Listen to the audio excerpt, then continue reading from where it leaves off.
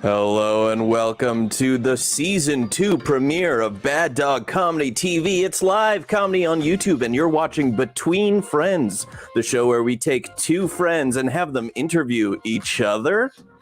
Uh-oh, who knows what's going to happen? Give it up for your two friends, Sarah Hillier and Ann Pornel. Woo! Hello! Hi, we're friends! We're friends, and welcome to Between Friends. Nailed it. You'll never see anything more perfect than that. This is the way to start off the season, saying things at the same time in a decent way. Decent.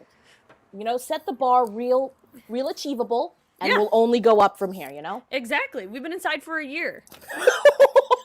Let's say it right away. We've been inside for a year. Let's talk about our friendship. Oh, amazing. Between Friends is just a show where we ask each other questions, and perhaps you, the audience, learned something about us that you didn't already know. And maybe we cry. Yeah, Sarah and I were chatting before, and it's been a soft day for us both. Day. Yeah. So this could get real very fast. Yeah, that's what you want. That is what you want. Well, you know what I want, Sarah? I would like to ask you the first question. Oh my goodness, okay. Okay, Sarah, how did we meet? How did we meet? I'm guessing it's when we both auditioned for the Sketchersons. No? I'm wrong? You're close. I didn't get as far as you. No, but that's where we met. Yes, When did you join? I watched you.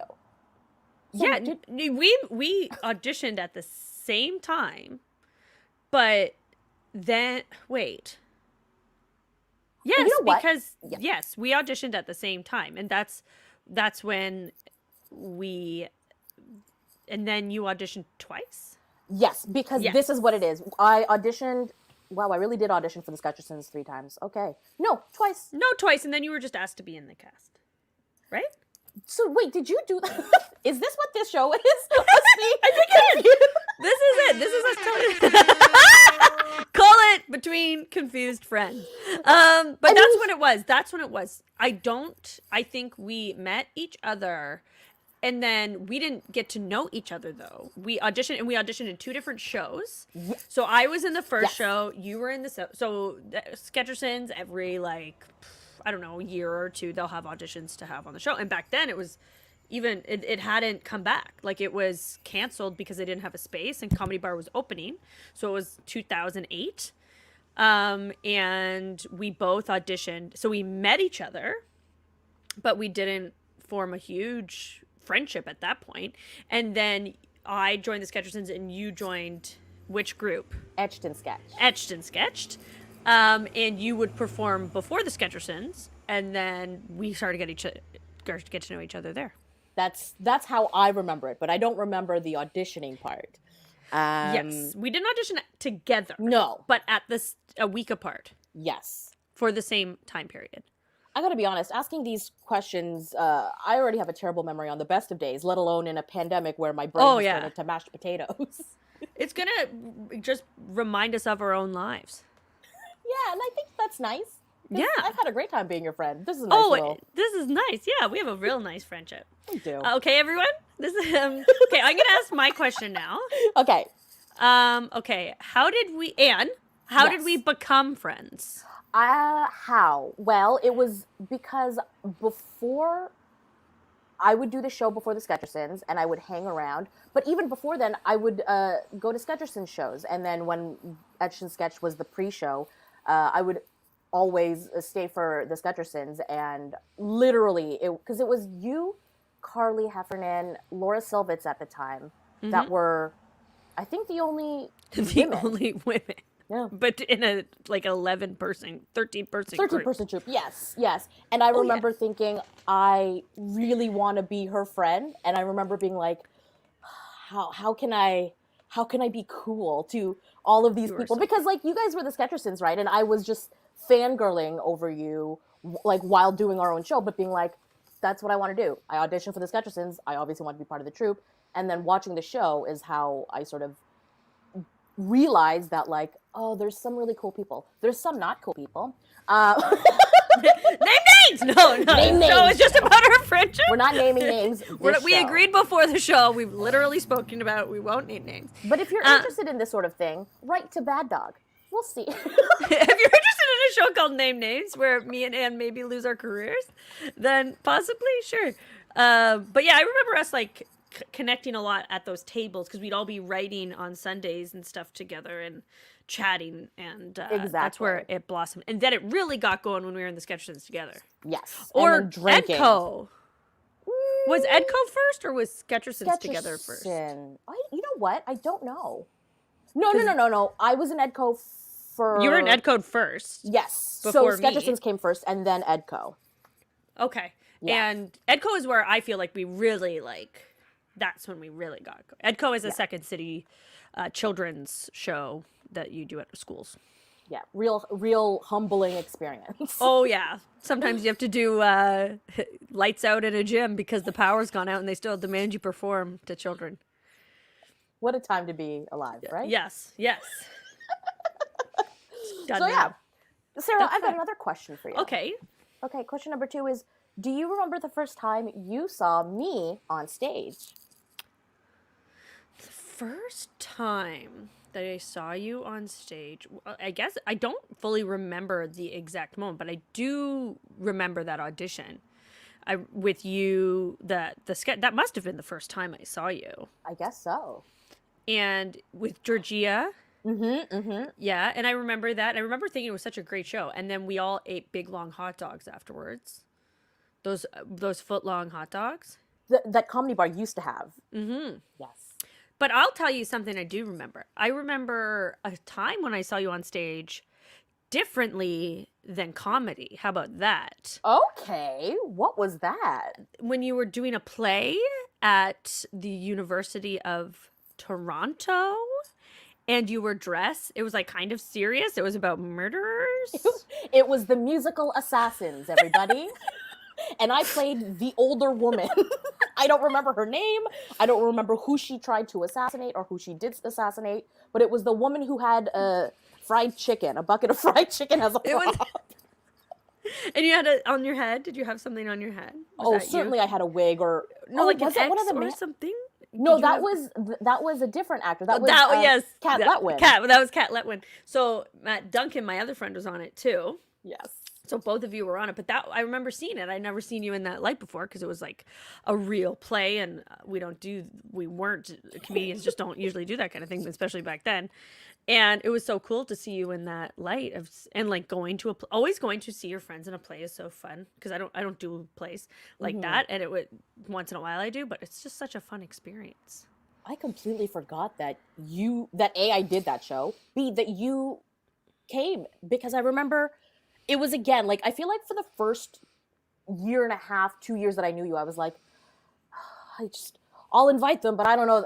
It was very me wanting to be friends with you, very specifically you, Andy Hull, my husband, Norm Souza. Those were kind of the 3. We named names, everybody. We named names in a nice way. In a very nice way. It's his birthday today. He'd be pretty happy to hear that. I feel like he knows. Happy birthday, Norm. He's not watching. Yeah. He's in LA in the sun, maybe getting a vaccine. But But yeah, I remember it was a cool experience to see you do that. And then you showed me around where you did like the bob and you did all those things, which I didn't know anything about. So you took me on a little tour afterwards. Yeah, I forget that there are lives before that I had a life before comedy. Yeah. Okay, and I have a question for you now. Yes. Do you remember the first time you saw me on stage? I don't, because I have a terrible memory, but I can tell you remembering, like I remember the feeling of watching you repeatedly over the weeks, because it really, like, I really did watch the show every other week, if not every week, the Sketcherson show. And I just remember being like, I could not take my eyes off of you, because you were just so, this is a thing that you talk about a lot. You perform down to your fingertips. Like, whatever character you are, you could have one line, and you would be the person that was the most insane person. And it always was so like, fuck, that's such a funny choice. You always made the funniest choices. And I just remember being like, I can't do that. Thanks, Anne. Oh no, Sarah. Thank you. Yeah, and I just remember being like, there's so much energy there, and so much, the sense of play is what really inspired and like made me drawn to you, because I was like, oh, she's so silly. Oh, I don't do that enough. And it was very much coming from a like, as a performer, I think I can do A, B, and C well, and I lack D, E, F. And like, you had D, E, F, like to the fucking tits. And I just was like, oh, that's a person who's special. That's a person who I'm like, that I sit in front of my seat like this. You know, like, and you were always laughing so warmly in the audience, because there's some people who push their big laughs, you know, but you don't. Your laugh is always very natural and very contagious. And it was always, because in the early days we didn't perform much together, but hearing you was always the support that we all needed. And then then we turned around and watched you. And I have a very distinct memory, actually. It's one of the few that I have of that time, because brain rot and drinks.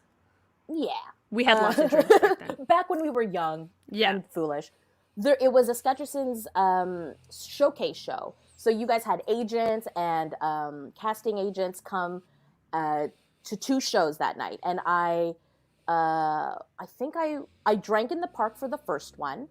With my friends, and it was like university friends. Like, it wasn't comedy friends. It was just like me and my friend Claire. And then I remember going in to see, like, going down the steps at Comedy Bar, and then like I saw your face, and you, Gary, and I think it was you and Gary that I remember the most, being like, oh, you're here. Oh, thank God. Oh, like, you just came up to me and be like, I'm so happy that you're here. Yeah. And I just felt so like, oh, yay. And then Gary was like, yeah, we need your laugh. Of course. Straight to it. Ruins it. Right to it. And I'm just like, I'm here, and I will give you that. I totally remember that. Yeah, that was a really crazy party, too.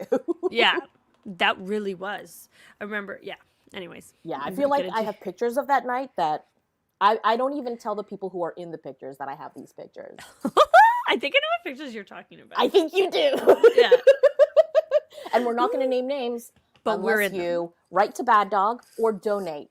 Or donate and say, this donation is so that show happens. Absolutely. Please donate to Bad Dog Between Friends. I will name names if you donate $100 to Bad Dog Theater.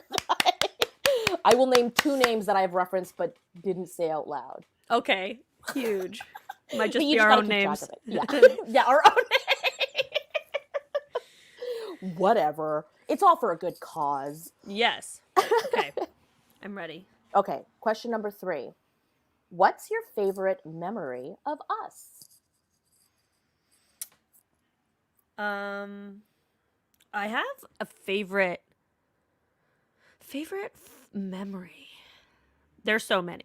It's very hard to choose just off the top of my head. And it's very hard to think too, after a year of not using your brain. Yeah. To remember. But I have we went on a trip to New York. And we have so many like visceral memories from that trip. We went to the DCM, the Del Close Marathon, to improvise together. And like our performance is the least bit of memory from that. Our performance was fine. We were so tired. There were 4 people in the audience. One of them was Eric Minch. Yeah, Eric Minch saw us do a set where we were like, there's still 10 minutes left? Okay. Yeah. We came, like, our trip was for that show, which always happens when you travel for shows. And our trip was for that show, but it's always the last thing you end up thinking about because you hang out so much. But multiple things happen on that. We shopped at you showed me the biggest Forever 21 I've ever seen, and we shopped. I felt so good because I could buy so many things, and that was like one of our biggest you showing me how to shop moments for like my looks and my body. Like you really helped me that day, inspired to go out farther than what I usually go. Aww. And I remember I kept a lot of those items for a very long time. They're all gone now. My body's different. I had a child. Yes. Also, that was almost 10 years ago at this point. It was a really long time ago. It was like one of our first times going on Porter, and you got like the little meal. Oh, that's right. This was when Porter had meals. Yeah, Yes. we did that. And one of the biggest memories is us driving down. We were in this like there was like, it was dark and we were like kind of nervous. We were by ourselves. We're like, yeah, let's get in a cab. Like, let's not walk home from here because it's farther than what we think. Just to let everyone know, we were staying, the place that we were staying was close to Columbia, which is in the teen hundreds. So it's a little bit below Harlem, but there's a bit of dangerous area surrounding, there's little pockets of it. Yeah. So we were like, let's just get it. We don't know really totally where we are. So let's not walk anymore. Let's get in a cab. And we get in a cab. And then we hear this noise that sounds like really, what are those things when you throw on the ground that make noise? They're like... babies. That would happen. You'd think a baby would make some noise if you threw it on the ground. It sounded like an engine backfire, like an engine backfiring or whatever we that term is. Whoa. And then our taxi driver was like, oh, that was a gunshot. And it was right on the street. Like we saw it hit the ground and we saw the steam come up from the gunshot. And then Anne and I just silently held hands. And we both kind of just sunk into the seat. And got home to a place that we found out we couldn't be staying at for our last day. So for our last day, we didn't sleep. And there were other Torontonians there, Meredith Cheeseborough and a couple other people, Aaron Peaver, I think. And we just hung out with them at their place and then just went on our plane at like midnight or whatever. But we didn't have a place to sleep, like to stay during the day. We had to like drop our stuff somewhere. And there was a really cute dead squirrel on top of a big tall tree that we stared at for a really long time in the park. Because we thought it was alive. Yes. And then we're like, we took so many pictures of this squirrel and it is dead. And so there you go. That's my biggest memory for like of our real like early. It's one of those trips where it's like you're not best friends, but by the end you are. Like it's like one of those things that like really formed our friendship, I think. Yes, it's solidified. We can do these things together. We can get annoyed. I'm sure we got annoyed with each other during the trip. Like all the things. Yeah, like we were walking around for a full day lugging our stuff because we had to wait a few hours before getting before being able to get into our friend's place, Meredith's Airbnb, and we were just like, well, this sucks. This sucks. But it was absolutely a trip of like little things going wrong, but us being like, oh, what are you gonna do? Yeah. And then that's when I realized I was like, oh, I can travel with Sarah. Yeah, because we ate good food too. Yeah. We ate Shake Shack, I think that we ate. That was where the squirrel was. That's what I thought. I was like, squirrels around Shake Shack. Okay, I'm gonna ask my question now. Okay. Ooh, okay. Do you remember the first time we improvised / performed together? If yes, describe the memory. No. I feel like there have been so many just regular memories of us performing that I don't know which one is the first. I don't even know that I could. One where it might just be our first, just me and you, is when you asked me to do that show that was like, women at the improv festival. Yes, and it was was that the mayor set? That was the mayor set. Oh my That god! got me nominated for my Canadian Comedy Award that I won. That's right. Yeah. Oh. Yeah, a little bit of a drop there. Yeah. Anne won me my award. I'll name names. Anne did it. Okay, I think it was you, but I'm happy to have been a part of it. Yes, okay. I think it was for BCIF. Yep. Right? And it was the improv set where you would ask someone you look up to improvise with you. And I wanted to improvise with Sarah, so I asked Sarah, and we were friends. You're like, we're friends. It was like, we're peers here, but like everyone's peers, but you know what I mean. Exactly. And this is one of my favorite sets. And I just remember it being the mayor being the reveal. Like, was it you? No, your husband was the mayor, and that's why we couldn't have an affair. Yeah. Yeah. My husband, the mayor. The mayor is exactly. You have to say it in that voice, otherwise it's just a normal. And then we mayor. wrote a sketch that was that scene that did really great because then we were in the sketch scenes together after that. That's right. See, and we wrote 2 sketches, and Darren was my husband, the mayor. Darren. Yes.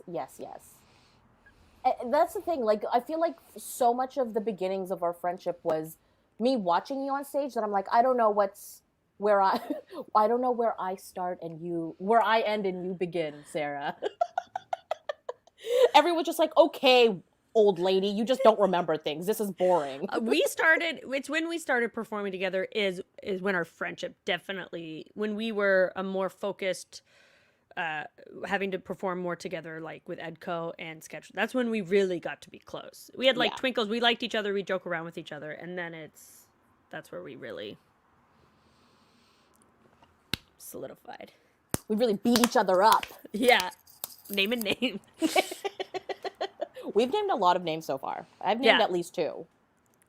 But you haven't named them. You've cut them inside. I said Eric Minch, but that's not. I said Darren. And you said. Now we're just going over the names that we okay, that's gonna happen, guys. Throughout the show, just so you know, like we will like name the names we've already named because we're preparing for the other show we're gonna get at Bad Dog called Naming Names, and just, we want to feel the vibe. This is our workshop. We didn't tell anyone at Bad Dog that this was our intention, but here we are. See, please donate to Bad Dog, right? If you do, $100, we'll name some names. That's right. Okay, is it my turn to ask you a question? Yes, your turn. Are we on question 4? Yes. Okay, question number 4. Sarah, what's the best outfit you've seen me in on stage? Oh, well, there is that you've been on stage in?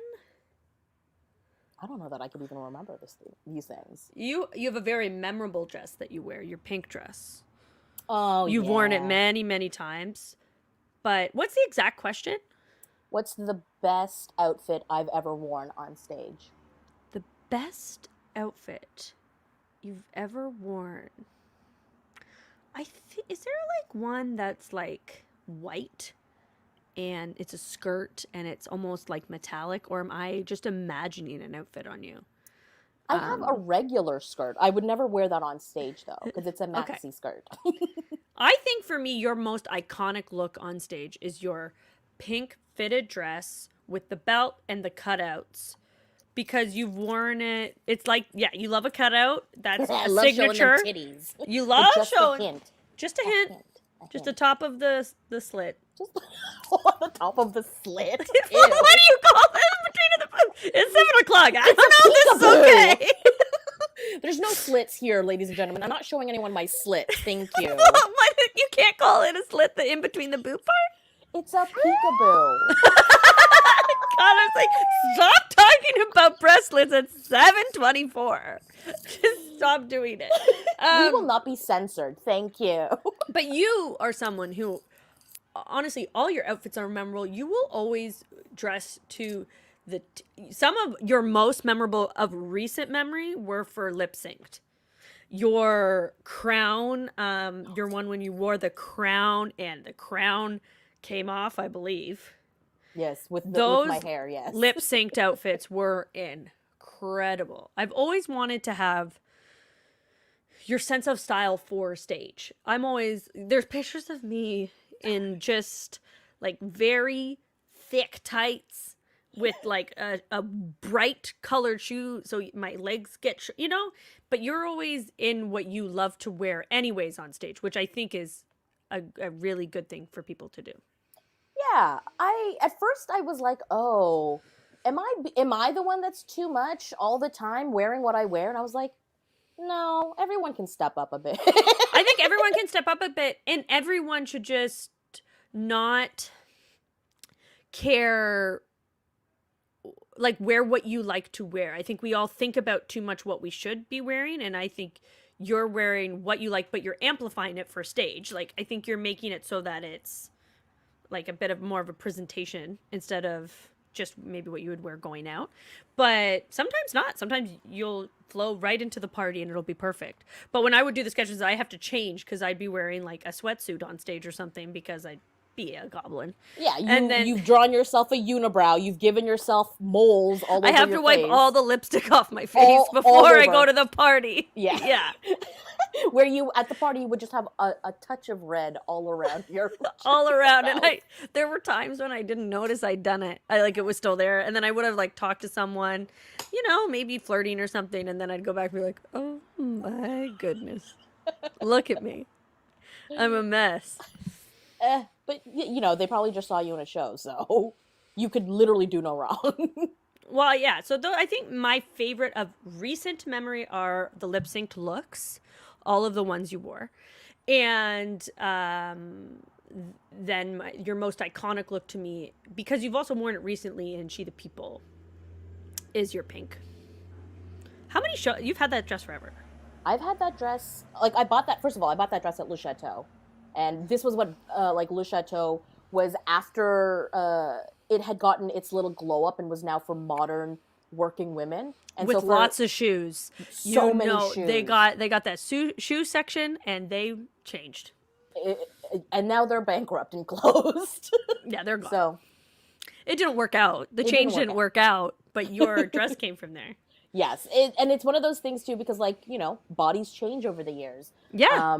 And it was like a dress that I had fit in my early 20s, and then I didn't anymore, and then I did again, and I was like, oh, yeah. And then with your blonde hair too, because before it was with your black hair. Mm-hmm. Incredible.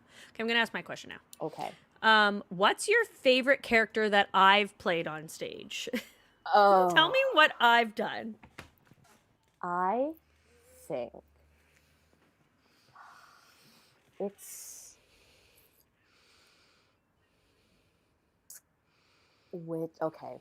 has to be one of your goblin characters. Thank you.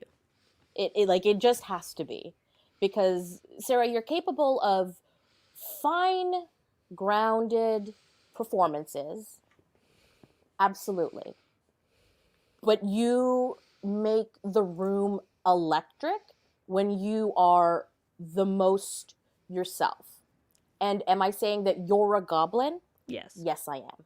And that's fine. I am one. It's just this commitment to silly and to funny that I don't have. Yes, you do. And I have an example. Okay. I have an example waiting unless this is your next question as well. But if it's not, then I have an example. I can guarantee you it's not my next question. Okay, good. So I'll tell you it right now. I'll tell you. Yours is wash your ass. Oh, yeah. That to me is like a commitment to just like wild, silly fun. And it's very you. At the same time, it's like the glamorous you, but amplified. It's so funny. I don't know even how to explain it, but Wash Your Ass is a very funny sketch from the Sketchersons. It's a talk show where people just tell other people to wash your ass. And then they have experts come on, doctors, about saying how important it is to wash your ass. Yeah. And Ann and Wiley are these big, what? Kevin McDonald was in a Wash Your Ass. Huge. I got to be in one as the doctor, and I just laughed so hard. And you and Wiley were being so funny. It was just so perfectly you. It was like kind of dirty, but really funny, and big characters. Lot of silly words. I love words in sketches. Mm-hmm. Words are good in sketches. Anne. Words are good in sketches. Tired. Oh. Sorry. Yeah.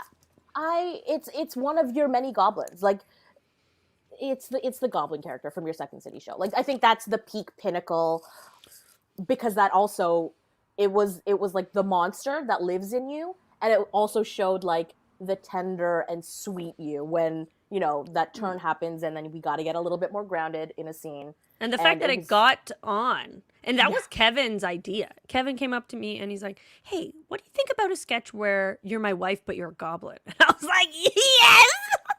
That was Vidal's idea? Yeah. Oh, I love that. And he, and then another funny story about that sketch, Carrie Griffin, or Chris Earl, I think it was Carrie Griffin, came and he said, thanks, it was Chris Earl's show. Yes. So he came up to Chris, people were surprised that Chris put that sketch in his show. And then Carrie Griffin was like, thanks, Chris. Right before we came to see, he brought a class to the show. He's like, right before I was arguing with one of the students about how he couldn't have a goat lawyer sketch, because what's a goat lawyer sketch? You're going to see the show tonight and you'll see that kind of thing's not going to work. He's like, and then we come to your show and there's a goblin wife sketch. So that was always a prize for me to have done that to the Second City. It's really any prize that you should take when you make Second City's life a little bit harder. Why not? Why not? Yeah. Yeah, that goblin character, it was perfect, because it showed you to be the little goblin that we love so much, and it also showed your acting among the horrific accoutrements of your sketch. I almost didn't get in too, and then it was 2 weeks before we opened. He's like, put Goblin back in, and I was like, don't say anything, we'll do whatever he says, just put it back in, That's such a, like, it never happened to me because my sketches just didn't get in the show after a point, but that moment of like your director being like, oh, we need something, and then it's yours, and then it's in, and then it stays in, is such a big victory in the Second City world, because it's like, yes, I was right. Needed it. I needed that part of me in the show so bad. Yes. And he had taken it out and he had said, just not right now, but if we need something just really funny, we'll put it in. And I was like, well, why can't that just go in right now? And I was trying to be really good. It was my first show, so I was trying to be like, okay, I'll just wait. And then it went back in. So. And history is made. I've seen a few con students attempt it. It's not good. It's a real gut. I saw one person do it, and she was very dancey with it, and she was good. And it was a con. It was one of Paloma's, and I liked what she did. She was more beautiful with it instead of. Because that's what you have to do when you take a role that is so specific to a person, and that happens oftentimes at Second City. Is that you really have to make it your own. If you cannot duplicate that energy in your own essence, then you have to make it completely your own. Well, and I think as other people in the cast say when understudies come in and stuff, I think that's something cast members have to remember is sometimes they can't do it exactly like the other person did it for the audience's sake. If they're coming in for this week, sometimes they have to make it their own to make it work for everyone. And then you've got to adapt to that new person coming in. Yeah. Yeah. Anyways, a little business little work talk. Little tea on old workplaces. Yeah. Okay, your turn. Okay, Sarah. What is Kitty Cops? Okay, we're getting into good stuff here.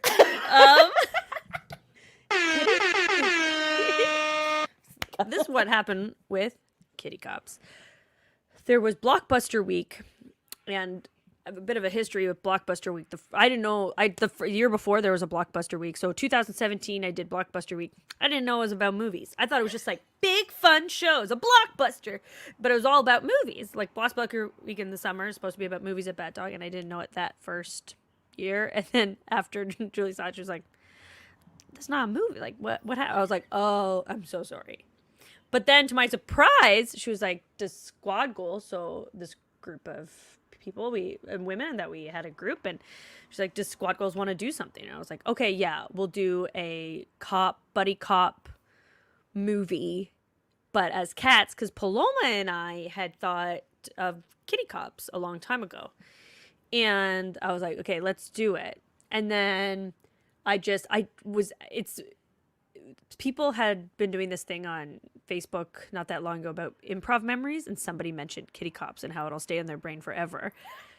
And then I got Connor. I was like, hey, Connor, do you have the video of kitty cops? And he found it for me. So I've just obtained the video of kitty cops. No. I have it. I don't know what it looks. I haven't watched it yet. I don't want to watch it. Connor found it for me. Oh. And so then I started looking at the emails of how we set it up, and it was just Paloma and I kind of being like, okay, this is what we're thinking. And I was like, okay, we're gonna do this. I'll bring all the costumes. So I made all these hats that were like cop hats with kitty ears, and Trisha came in and was part of the show. And we were the buddy cops, me and Trisha, and it was a buddy cop movie, like any class. Well, what we all thought a buddy cop movie was. So in our buddy cop movie, there was like a full villain, like a big villain, and it was just a buddy cop cat movie. And we'll leave the rest up to everyone else's imagination. Because... Well, and I have a question about kitty cops. Okay. What was this is my last question. What was your favorite part of kitty cops? It was honestly whatever point it was that we had all, I don't want to say gave up, because we didn't, no one really gave up. We gave in. That's what it was. And I actually have a photo of my favorite moment. Hold on. Okay, great. Look, we get to see Anne's chair with all her books, and is this good to me? Yeah, I just was telling everybody about your chair and your books because we got to see it all naked without you on it. Oh. I love that you have like a beautiful jacket just laid on your chair when you're not even using it. It's my pink furry jacket, and then underneath is, oh no, it's just my pink furry jacket. I love it. This is probably it. Oh yeah. See, at that point, this is Lisa Merchant. Yeah, that's Lisa Merchant. Me, and Sarah dying. Paloma. Yeah, I was dying from feline AIDS, which I had to make sure that there was it is just a thing cats have. I wasn't making fun of anything for humans. It was, and I had to, that was the point, I think, when the tide turned in the middle of the show, when I said that, and then me as a person had to look at the audience and be like, it's a real thing, everyone. That's my favorite moment. That is absolutely it, because it was absolutely you, Sarah, being like, I'm not just saying that, it's real. And exasperated. I was like, it's real, okay? Like, I was mad. For real. And that people didn't know about this. And I was like, I know a lot about cats. And then in the moment Lisa was the doctor, she's like, it's real, it's okay, we know it's real. And everyone was just like, okay. And then after that, everyone was like, that's fine. And then you died. And then I died from it, and we had fallen in love, I think, Paloma and I, and Paloma was the villain. Yes. So those are our questions. So yeah, that's for you were the boss. I was the boss, which was great, because I was honestly just laughing off to the side for most of it. Yeah, we all were. And we used a lot of other costumes, lots of costumes. I have collars for everybody. Everybody was wearing a collar. Was it Lisa, or was it Paloma, or who was it that had taken a roll of Paloma paper and unrolled it and played with it like a cat the whole time? And that was the moment I think that Lisa broke in her brain. It takes a lot to make. Lisa is probably, I think, the best, improviser ever. And takes a lot to make Lisa break. So seeing that, I think we all just went, bah! And just let loose. Yes. What a fun thing to be a part of. Like a little, I don't know how many people were there. I don't know who was there, but they remember, and I love that we're part of that. We won a Bad Dog award. Did we? We did. I'm not going to get that noise for dropping my award talk. Come on, Connor. There we go! Give it up for Connor, everybody. Okay, well that's what we've got for the prepared questions of the show, and now I don't know what's happening. Something else is happening. We're ready for. We got other stuff. Hi, everyone. I'm going to scoot down here. Hi.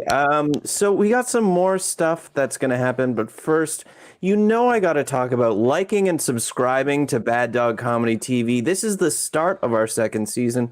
We got so many more great shows happening Monday through Thursday, and then at the end of the season, there's going to be a festival, and it's going to be so much fun. We're going to have a great time, and we are a registered charity. So if you donate, baddogtheater.com/betweenfriends. Not only do you get to support this great theater doing all sorts of important work like making kitties cops, but also you get a tax receipt, and that's great.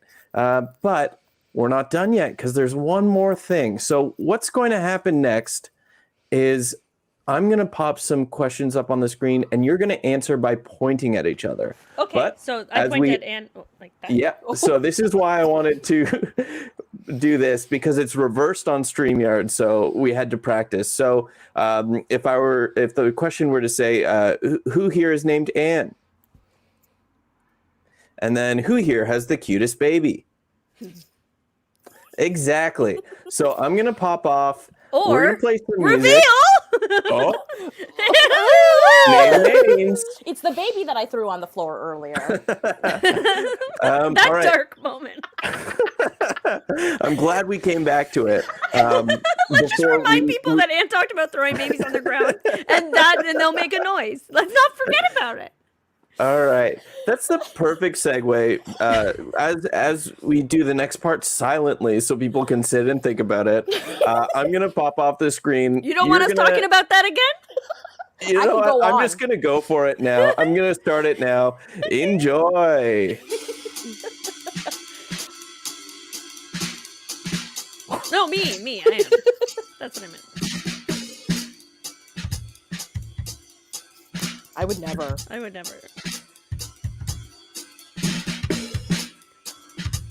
Together. How dare you? Both of us. Yeah, for sure, both.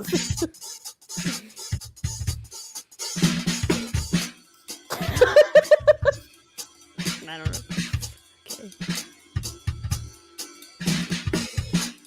I mean, Sarah doesn't have a car. I don't know how to drive, so I guess. Oh, you guys do have a car. You just don't know how to Yeah. drive.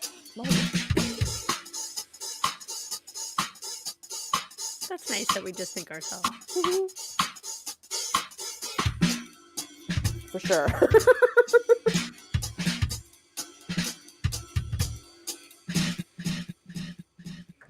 And that's all our questions. I heard Andy yelling something about a question in the room, but he's on the chat, I think. Something questions, but I don't know. Maybe you wanted more intense questions. Well, if you want more intense stuff, we can't talk about that baby stuff again. Or we can name those names, and you just got to donate $100. Did anyone donate $100? I don't have the numbers in front of me. Okay. Well, you let us know. You email. You slide into my DMs with a receipt. And we'll do it Instagram Live. We'll do an Instagram Live where we name names. I really like writing checks that I for sure will not cash. No, we'll be too tired. We will. Okay, is that it, Connor? That's What's it. going on? That's it. I think We can there's- chat for we're friends, so we can keep going. Yeah. Well, why don't you tell the audience where each other? Oh boy, how did I word this? I got it. wrong? So Anne's handle is at Pornel, and you can catch her on Twitter and Instagram. And you can catch Sarah on both Instagram and Twitter at the Sarah Hillier. That's I with will an say H. that on Twitter, I'm mostly just retweeting Andy's Magic the Gathering tweets, but just to support him. And but honestly, that's on a Twitter, I'm just getting called names by people. So You have a very good Twitter. You are using Twitter in the right way. it's unhinged. Can you tell me if I go too far with it? Like, I feel like I'm losing it a bit, and it's showing I think publicly. I always will tell you that. Okay, if I'm thank like, you. I won't even tell you because it's not up to me to tell you what to do, but I'll be like, hey, what was that? Is more my vibe. Yeah. Yeah, I'll and do it's that. more of a check, more of a You check okay? yourself. You That's okay? what it is. Oh, Oh, well. Okay, well, thank you so much for coming into our homes. Yes. And thank you, Connor, for Great sound effects. great sound effects. And Bad Dog for making pop-ups. this show. And we're very proud to open up the season. Absolutely. And as always, there is content on Bad Dog TV constantly on weeknights, on weeknights. Just Connor? weeknights. Connor? You can go back and watch it on the weekends if you're feeling bored. Oh, you can have a There it party. There we go. There's content during the week, and then on the weekends, just watch the content again. And always This one remember, over and over again. That's right. And always like videos, donate, subscribe. I feel like a real YouTuber. You're Guys, doing just really donate, good. Lick? What kind of Lick. YouTuber are you, buddy? Lick the subscribe button. Look, there you go. It's getting close to 8. We can do stuff like that. No, should I talk about boobs again? And babies. Should I